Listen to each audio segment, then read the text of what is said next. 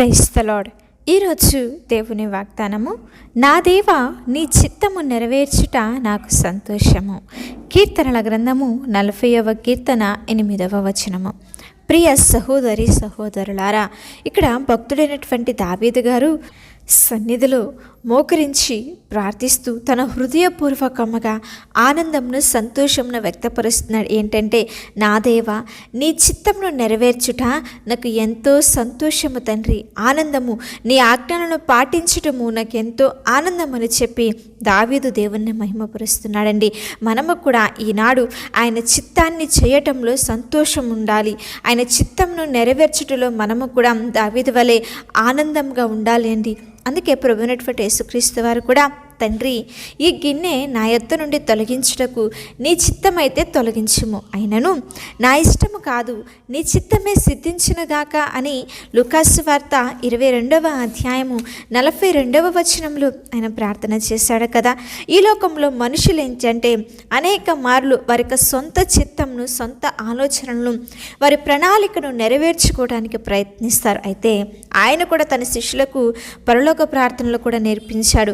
పరలోకమందున్న మా తండ్రి, నీ నామము పరిశుద్ధపరచబడునుగాక, నీ రాజ్యము వచ్చునుగాక, నీ చిత్తము పరలోకమందు నెరవేరునట్లు భూమి యందును నెరవేరునుగాక. పరలోకమందు దేవుని యొక్క చిత్తము నేటికి సంపూర్ణముగా నెరవేర్చబడుతుంది. అందుచేతనే అక్కడ నిత్య సంతోషము, శాంతి, సమాధానములు, ఆనందము అంతా కూడా అక్కడ ఎల్లప్పుడూ సంతోషమే. అయితే భూలోకమందు కూడా దేవుని యొక్క చిత్తము జరిగించబడాలని ఆయన ఆశపడుచుంటే, ఈ భూలోకంలో ఎల్లప్పుడూ కూడా ఎవరి చిత్తము నెరవేర్చబడుతుందంటే మానవ చిత్తము, లేకపోతే సాతాను యొక్క చిత్తము నెరవేర్చబడుతుందండి. అందుకే అశాంతి, ఎక్కడ చూసినా అసమాధానము, సంతోషము లేదు, కుటుంబాలలో కలహాలు, బిడల జీవితములలో కలహాలు, మరి కోరుకున్నటువంటి స్థానములను పొందలేకపోవటము, ఇదంతా కూడా దేనివల్ల, ఎందువల్ల జరుగుతుందంటే మనము దేవుని యొక్క చిత్తమును నెరవేర్చకుండా మనుష్యుని చిత్తము, లేకపోతే సాతాను చిత్తమును నెరవేర్చుతున్నాము. కాబట్టి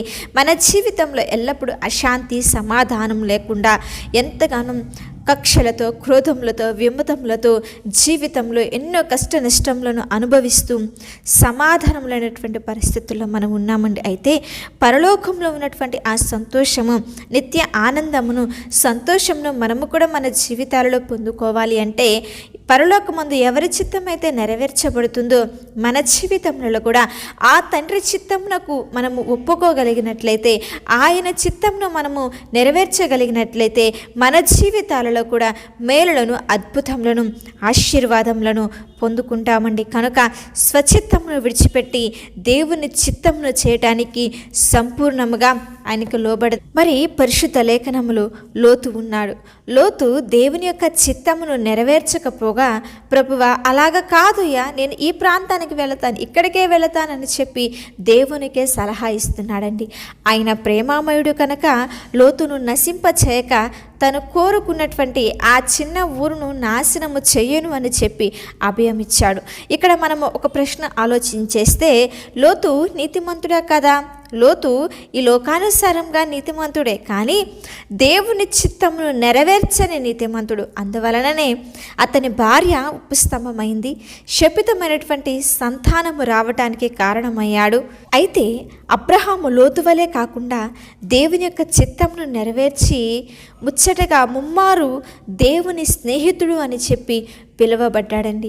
కేవలము దేవుని స్నేహితుడని పిలువబడటమే కాదండి, విశ్వాసులకు తండ్రిగా, మాదిరికరముగా, మూల పురుషుడిగా అబ్రహాము గారు నిలబెట్టాడు. మరి ఈరోజు ప్రియ సహోదరి సహోదరులారా, మన జీవితంలో, మన కుటుంబములలో, ఆత్మీయ జీవితంలో ఎవరి చిత్తంను నెరవేరుస్తున్నాం? దేవుని చిత్తంను నెరవేరుస్తున్నామా, లేకపోతే మానవ చిత్తంను నెరవేరుస్తూ, సాతాను యొక్క చిత్తంను నెరవేరుస్తూ మన జీవితంలో ఇదంతా కూడా దేవుని వల్లే జరిగిందని చెప్పి అంటున్నామా? ఒక్కసారి ఆలోచన చేయండి. దేవుని చిత్తమును గనక మనము నెరవేర్చగలిగినట్లయితే దావీదు అంటున్నాడు కదా, నీ చిత్తము నెరవేర్చుట నాకు సంతోషము. ఆయన చిత్తము నెరవేరిస్తే మన జీవితాలలో ఎల్లప్పుడూ సంతోషము, సమాధానము, ఆనందమే ఉంటుంది. అబ్రహాము వలె ఆశీర్వదించబడతాం. అలాగ కాకుండా దేవుని చిత్తమును నెరవేర్చకుండా సొంత చిత్తములను, సొంత ఆలోచనలను నెరవేర్చారనుకోండి, కుటుంబంలో అశాంతి, నెమ్మది లేకపోవటము అనేటువంటి బంధకాలలో ఉంటాం. కనుక ఇకనైనా సరే దేవుని చిత్తమును నెరవేరుస్తూ ఆయన ఉద్దేశాన్ని ప్రకారంగా, ఆయన ఆజ్ఞల ప్రకారంగా బ్రతికే వారంగా ఉందాము. చిన్న ప్రార్థన చేసుకుందాం. ప్రేమామయుడా, కృప కలిగిన మా తండ్రి, సర్వశక్తిమంతుడా, సైన్యములకు అధిపతి అయిన మా గొప్ప దేవ, సర్వోన్నత స్థలములలో ఆసీనుడా, నిరంతర స్తోత్రార్హుడా, ఘనమైన కృప కలిగిన ఉన్నతమైన మీ నామమునకై సమస్తమైన మహిమ, ఘనత, ప్రభావములు చెల్లించుచున్నాము తండ్రి. మా జీవితంలో మేము పొందినదంతా కూడా మీరు మాకు ఇచ్చినదే దేవా. ఈ జీవితము మీరు మాకు అనుగ్రహించినదే, మా జీవనాధారము మీరు మాకు ఇచ్చినదే, మాకున్నవన్నీ కూడా మీరు మాకు దయచేసినవే తండ్రి. ఎంత గొప్ప దేవుడివయ్యా, నీకే స్తోత్రములు చెల్లించుచున్నాం. ఈ లోకంలో పుట్టినది మొదలుకొని మమ్మల్ని సంరక్షిస్తూ, పోషిస్తూ, నడిపిస్తూ వచ్చుచున్నందుకై నీ నామమునకే స్తోత్రములు చెల్లించుచున్నామయ్యా. ప్రభువా, ఇంతకాలము మేము అజ్ఞానంలో ఉండి, అంధకారంలో ఉండి, మా సొంత చిత్తంను నెరవేర్చుకొని నువ్విచ్చే దీవెనలను, ఆశీర్వాదములను పొందుకోలేనటువంటి పరిస్థితుల్లో మేము ఉన్నాము దేవా. ఇక నుంచి అలాగా కాకుండా మీ చిత్త ప్రకారంగా, మీ ఉద్దేశాల ప్రకారంగా బ్రతికే భాగ్యమును, నిలిచే కృపను మా అందరికీ మీరు అనుగ్రహించి నడిపించండి. నిత్యదేవుడవు నీవే అని తెలుసుకునే మార్గము ప్రతి ఒక్కరికి మీరు అనుగ్రహించమని ప్రార్థించుచున్నాం తండ్రి. నీ కృపను దయచేసి నడిపించి మేలులతో నింపమని ప్రార్థించుచున్నాం. పాపం నుండి మమ్మల్ని విమోచించి కృప చూపించి దేవా, నీ సన్నిధిలో సాక్షులుగా మమ్మల్ని నిలవబెట్టుకొని నీ నిత్య రాజ్యానికై మేమందరము కూడా సిద్ధపాటు కలిగి, వేగిరపాటు కలిగి ఉండుటకు నీ కృపను అనుగ్రహించి నడిపించి ప్రతి ఒక్కరి పట్ల ఉన్నతమైన కార్యములను, గొప్ప క్రియలను జరిగించి ఆశీర్వదించి దీవించమని యేసుక్రీస్తు వారి నామములో అడిగి వేడుకొని ప్రార్థించుచున్నాము తండ్రి. ఆమేన్.